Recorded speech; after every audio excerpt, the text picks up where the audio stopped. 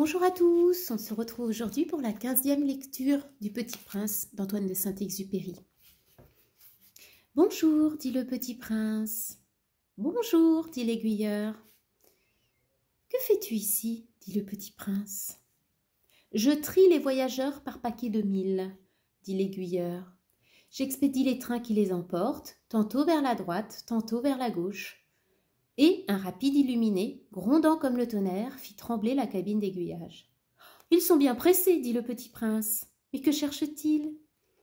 L'homme de la locomotive l'ignore lui-même, dit l'aiguilleur. Et gronda, en sens inverse, un second rapide illuminé. « Ils reviennent déjà » demanda le petit prince. « Ce ne sont pas les mêmes, dit l'aiguilleur. C'est un échange. » Ils n'étaient pas contents là où ils étaient.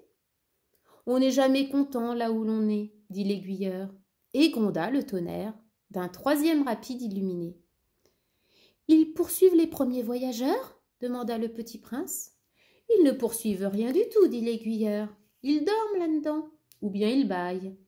Les enfants, seuls, écrasent leur nez contre les vitres. »« Les enfants seuls savent ce qu'ils cherchent, fit le petit prince.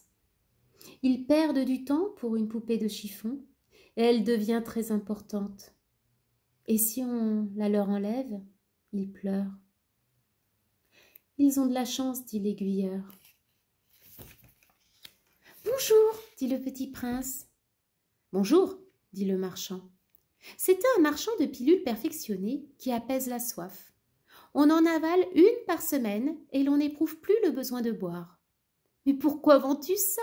dit le petit prince. « C'est une grosse économie de temps, » dit le marchand. « Les experts ont fait des calculs.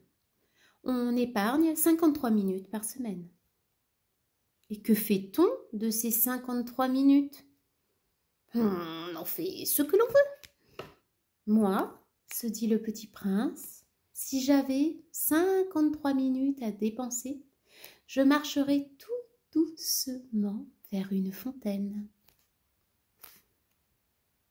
Nous étions au 8e jour de ma panne dans le désert. Et j'avais écouté l'histoire du marchand en buvant la dernière goutte de ma provision d'eau. « Ah, dis-je au petit prince, ils sont bien jolis tes souvenirs. Mais je n'ai pas encore réparé mon avion, je n'ai plus rien à boire, et je serais heureux, moi aussi, si je pouvais marcher tout doucement vers une fontaine. Mon ami le renard, me dit-il, mon petit bonhomme, il ne s'agit plus du renard. Pourquoi ? Parce qu'on va mourir de soif. Il ne comprit pas mon raisonnement. Il me répondit. C'est bien d'avoir eu un ami, même si l'on va mourir. Moi, je suis bien content d'avoir eu un ami renard. Il ne mesure pas le danger, me dis-je. Il n'a jamais ni faim ni soif. Un peu de soleil lui suffit. Mais il me regarda et répondit à ma pensée. J'ai soif aussi. Cherchons un puits. J'eus un geste de lassitude. Il est absurde de chercher un puits, au hasard, dans l'immensité du désert. Cependant, nous nous mîmes en marche.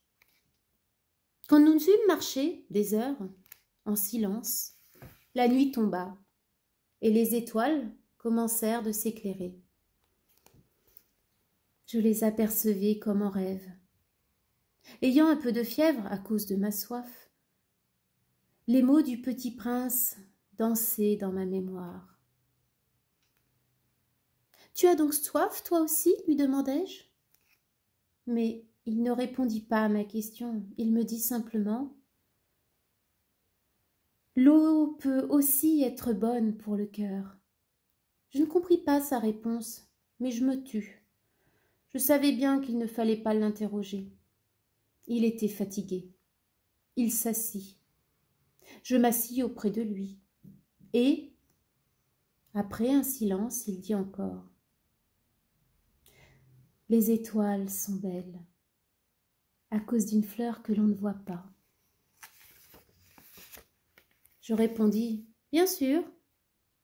et je regardai sans parler les plis du sable sous la lune. « Le désert est beau », ajouta-t-il. Et c'était vrai. J'ai toujours aimé le désert. On s'assoit sur une dune de sable, on ne voit rien, on n'entend rien, et cependant quelque chose rayonne en silence. Ce qui embellit le désert, dit le petit prince, c'est qu'il cache un puits quelque part.